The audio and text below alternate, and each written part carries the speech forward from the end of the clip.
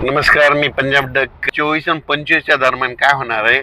काही महाराष्ट्राच्या काही भागामध्ये, काही जिल्ह्यामध्ये तुरळक ठिकाणी पावसाचा अंदाज आहे, म्हणून हा अंदाज सर्व शेतकऱ्यांनी लक्षात द्यायचा.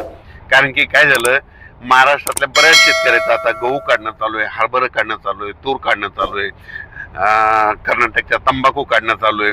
तर त्या शेतकऱ्याला सांगू इच्छितो की राज्यामध्ये फक्त आता 23, 24, 25च्या दरम्यान काय होणार आहे की तामिळनाडू, आंध्र प्रदेश, कर्नाटक, केरळ त्या राज्यामध्ये ते चक्रीवादळ वादळ येत असल्यामुळं त्याचा असर काय होणार आहे, महाराष्ट्राच्या एका भागाला वाचणार आहे. मग त्याच्यामध्ये कोणता जिल्हा आहे तर नांदेड जिल्ह्यामध्ये, नांदेड जिल्हा, लातूर जिल्हा, हिंगोली जिल्हा, वाशिम जिल्हा, यवतमाळ जिल्हा, हिंगोली जिल्हा, यवतमाळ जिल्हा, वाशिम, त्याच्यानंतर अकोला जिल्हा, अमरावती, वर्धा, नागपूर, भंडारा, गोंदिया, चंद्रपूर, रामकुंड, त्याच्यानंतर तेलंगणात आदिलाबाद, धर्माबाद, नायगाव, नरसी, मुदखेड, ह्या पट्ट्यामध्ये काय होणार आहे की 23, 24, 25च्या दरम्यान पाऊस येणार आहे. आणि मी म्हणत असतो ना, दरवर्षी आपल्या महाराष्ट्रामध्ये 22 फेब्रुवारी ते 10 मार्च एक अवकाळी येणार आणि एका भागामध्ये गारपीट होणार.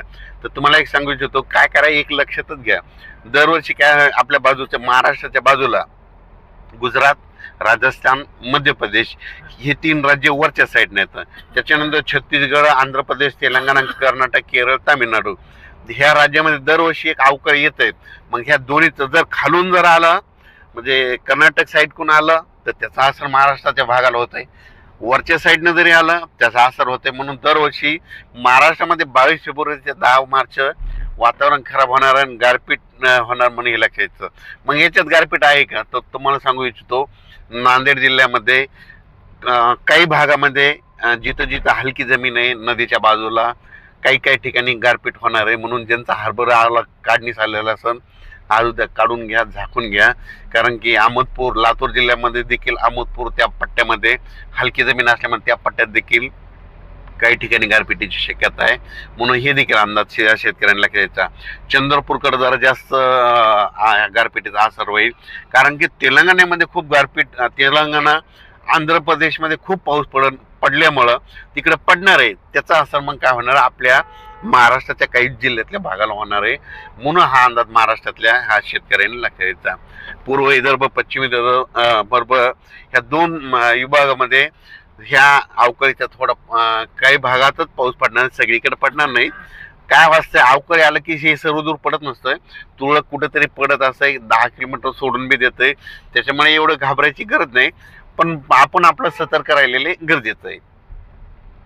उत्तर महाराष्ट्राकडे देखील धुळे जिल्हा, नंदुरबार, जळगाव त्या परिसरात काय होईल, तुरळक ठिकाणी खूप ढगाळ वातावरण राहील आणि तुरळक ठिकाणी कुठंतरी पाऊस येईल. म्हणजे लय काही खूप काही मोठं येणार नाही. त्याच्यामुळे ही देखील सर्व शेतकऱ्यांनी लक्षात येतं. त्याच्यानंतर परत एक शेतकऱ्याला सांगू इच्छितो की जर 23, 24, 25 दरम्यान नांदेड जिल्हा झालं, लातूर जिल्हा, परभणी जिल्ह्यातला आणि यवतमाळ, ह्या चंद्रपूर इकडं जर पाऊस पडला तर त्याचा पाऊस पडल्याच्या नंतर नुसतं वारं काय होईल, मराठवाड्याकडे बऱ्याच जिल्ह्यामध्ये सुटेल. मग ते काय होईल, तिकडे पाऊस पडेल तर इकडे शेतकऱ्याला वारं सुटेल. म्हणून गव्हाला पाणी द्यायचे, 1-2 दिवस थांबा. मका असेल तर 1-2 दिवस पाणी देऊ नका. पाणी दिलं तर ह्या वाऱ्यानं तुमची पडून जाईल.